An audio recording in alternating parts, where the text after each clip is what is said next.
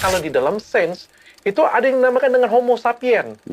Bukan manusia, Pak Ustadz. Sebagai orang yang beriman, kita memang menjadikan rujukan utama itu Al-Quran.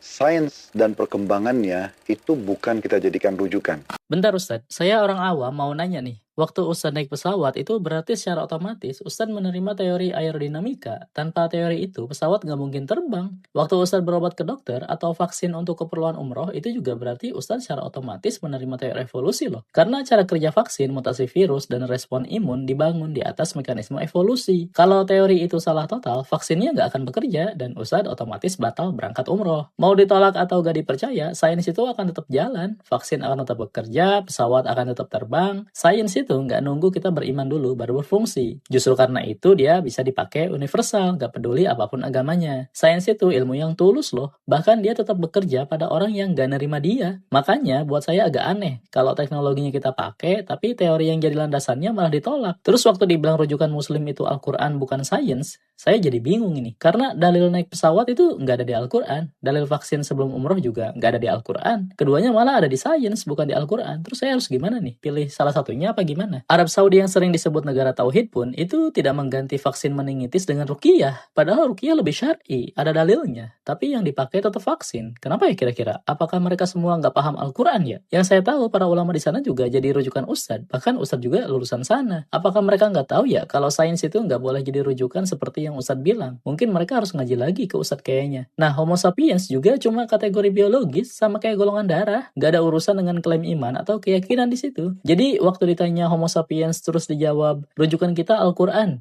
Itu sama aja bilang golongan darah juga nggak ada di Al-Quran. Kuman, virus, vaksin, DNA, ya semuanya juga nggak ada di Al-Quran. Apakah semua itu harus ditolak juga hanya karena nggak ada di Al-Quran? Saya malah jadi penasaran, nyari paper ilmiah di Nature, Springer, Science Direct yang ditulis ribuan saintis muslim, nggak ada satupun dari mereka yang nyantumin Al-Quran sebagai rujukan ilmiah penelitiannya. Kalau dengan logika Ustadz tadi, rujukan seorang muslim itu Al-Quran bukan sains, apakah mereka batal keislamannya gara-gara merujuk pada sains bukan Al-Quran? Mohon pencerahannya ya Ustadz untuk orang awam ini.